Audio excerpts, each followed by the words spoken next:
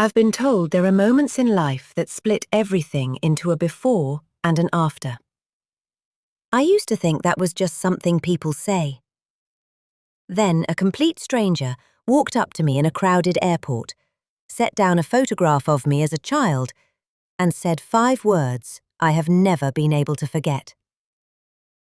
I've been looking for you.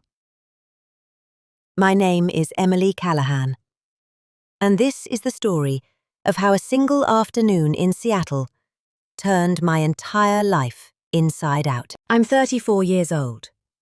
I live in Silver Lake, a neighborhood in Los Angeles, in a little 2-bedroom house I've been renting for 6 years. I'm a junior copywriter at a mid-size marketing agency off Sunset Boulevard.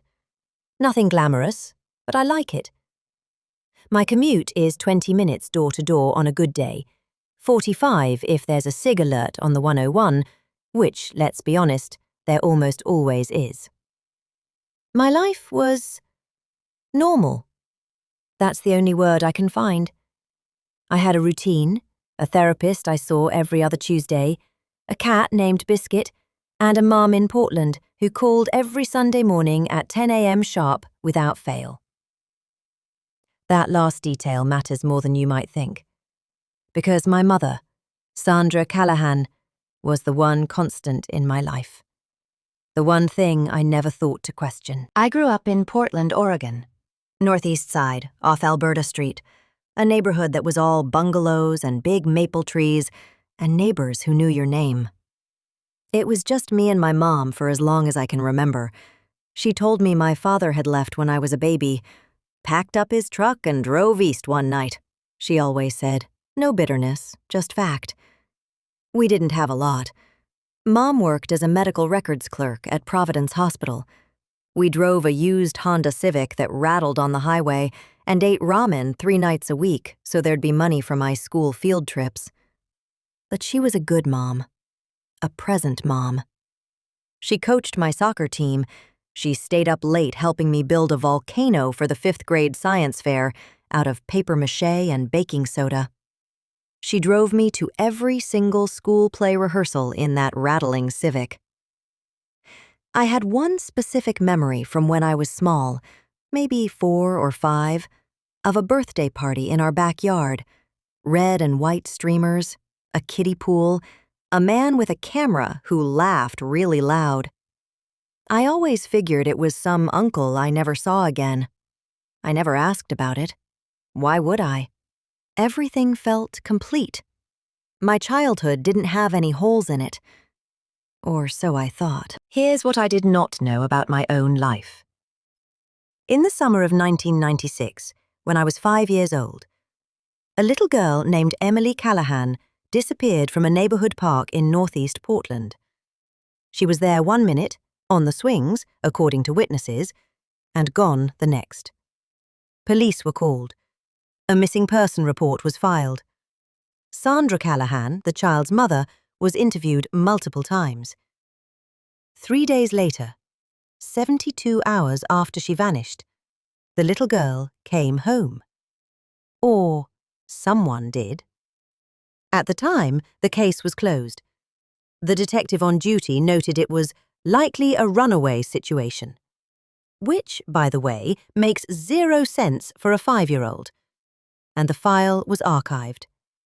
Life moved on. No one looked closely enough at the girl who came back. For 30 years, no one looked at all. All of this, every bit of what I just told you, I didn't know yet when I sat down at gate S12 at SeaTac Airport this past October. I was flying home to LA after a long weekend visiting my college roommate in Seattle. I was tired, my feet hurt. I had a $22 turkey sandwich in a paper bag, and I was scrolling TikTok like a zombie.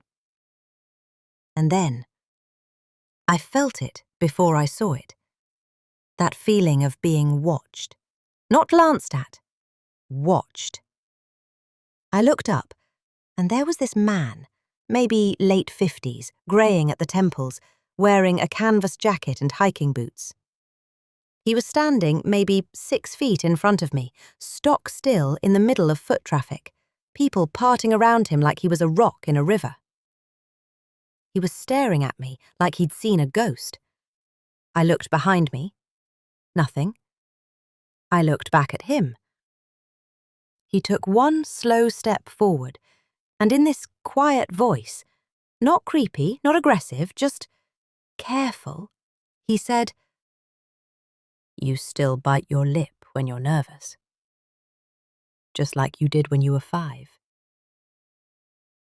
I felt my whole body go cold. Because I do bite my lip when I'm nervous. I've done it my whole life. My mum always noticed it. A few ex-boyfriends had pointed it out. But it wasn't something anyone just knew about me the first time they met me.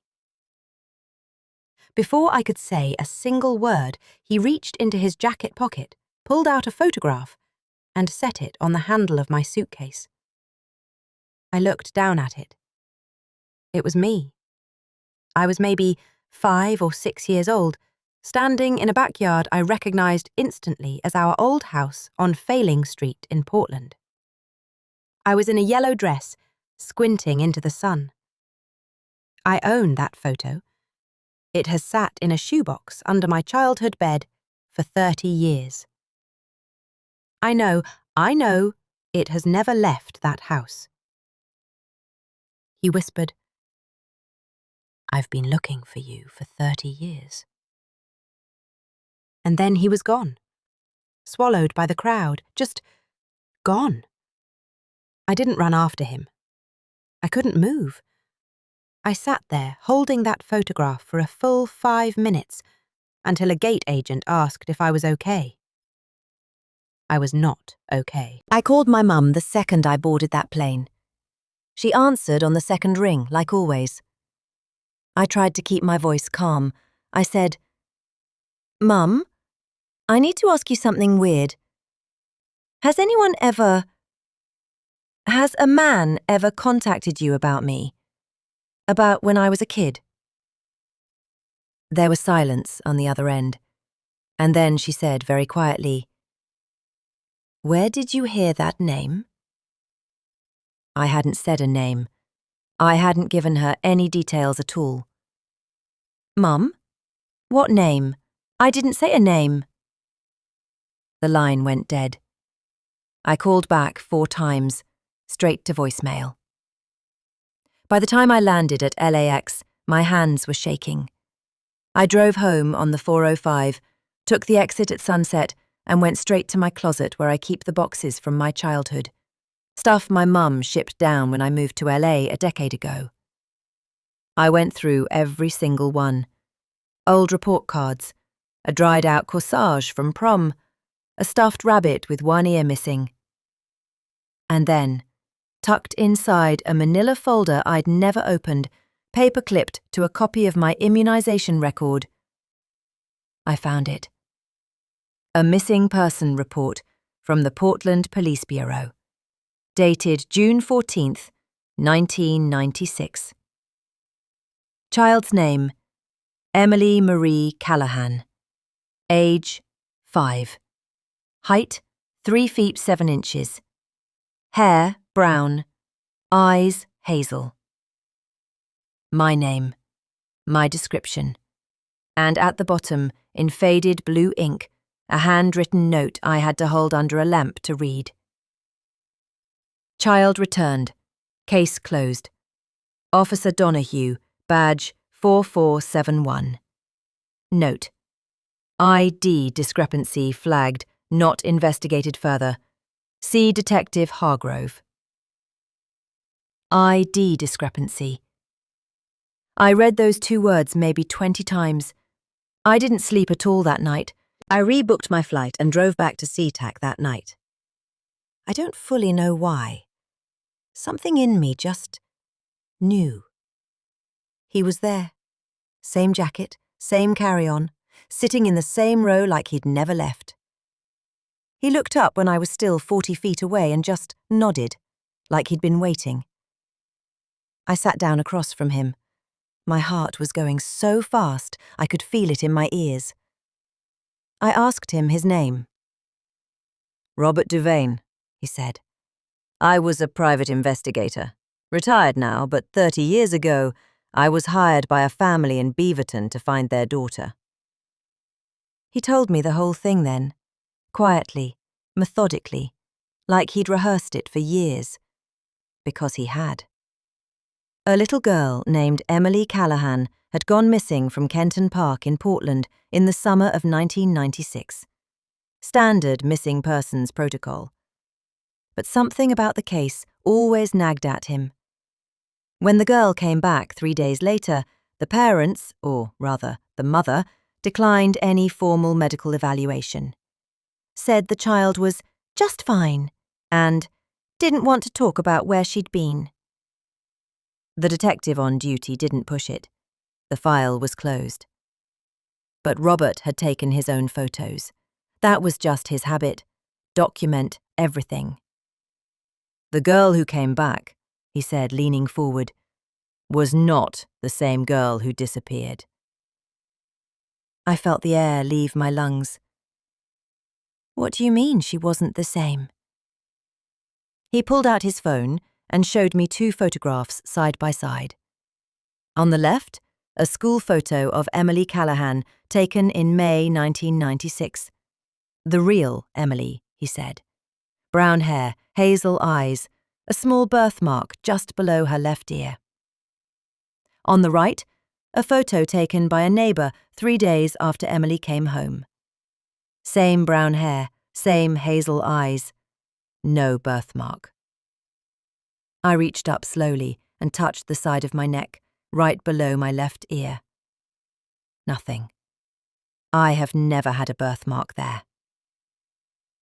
Robert looked at me with the saddest eyes I have ever seen on a human being. I think I know who you are, he said. And I think your mother knows too. 2 days later, I was sitting in a rented room in Portland, Oregon, across a kitchen table from a woman named Margaret Voss. Margaret was 67 years old. She had lived in Beaverton her whole life. She had a daughter named Diane, who had struggled her whole adult life. Addiction, instability, years of disappearing and reappearing. In 1996, Diane had a 5-year-old daughter of her own, a little girl she loved fiercely, but could barely care for. Social services had already visited twice. Diane had a friend, a woman named Sandra. My mother. Margaret told me what she believed happened, carefully, slowly, because she'd had 30 years to piece it together, and she didn't want to get a single word wrong. She believed that Diane, in a desperate moment, had made an arrangement, that the child she couldn't protect would go somewhere safer, that Sandra, who couldn't have children of her own, had agreed to take her. No courts, no paperwork, just 2 desperate women and 1 little girl who was too young to understand what was happening.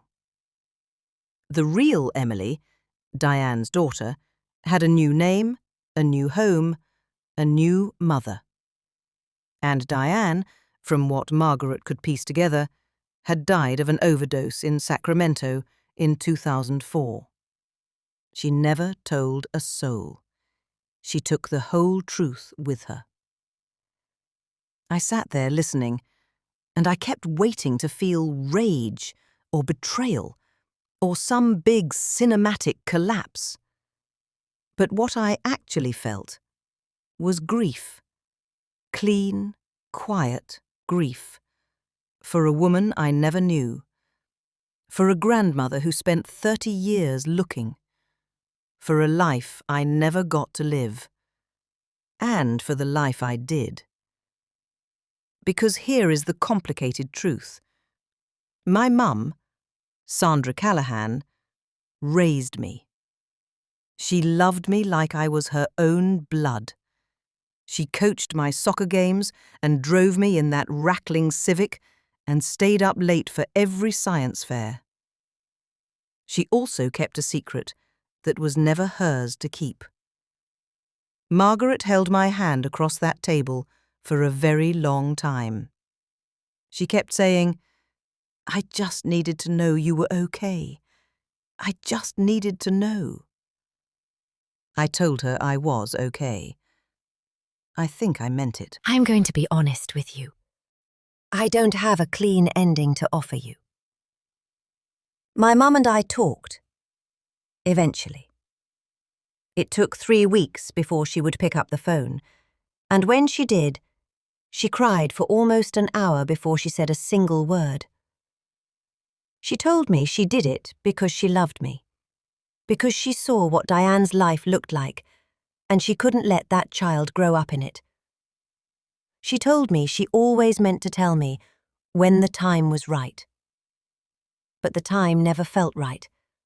And then too many years had passed, and she was scared. I understand that. I do. I also don't know yet whether I can fully forgive it. That's the real answer. It's not dramatic, it's just complicated and ongoing. I've seen a therapist every week since October. I'm not ashamed of that. This stuff is a lot to carry, and nobody should carry it alone. Robert Devane, the man from the airport, has been kind. He told me he'd tracked me down through old records and recognized me from an Instagram post I'd made that showed the mole on my right hand, a detail in his original case file. He'd been trying to decide for months whether to approach me.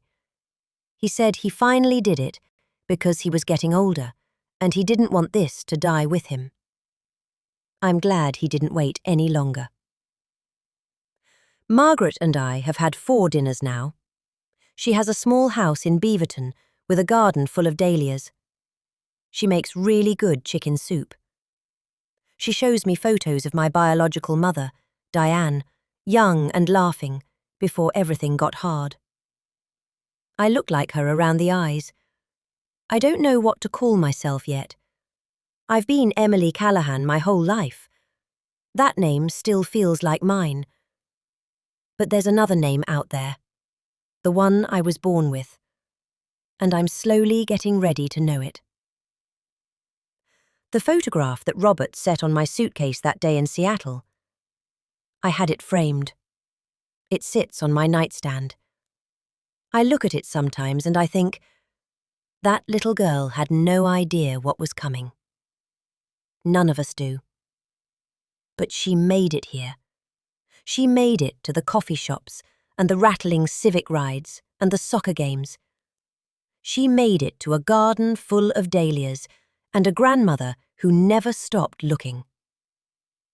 I think that matters.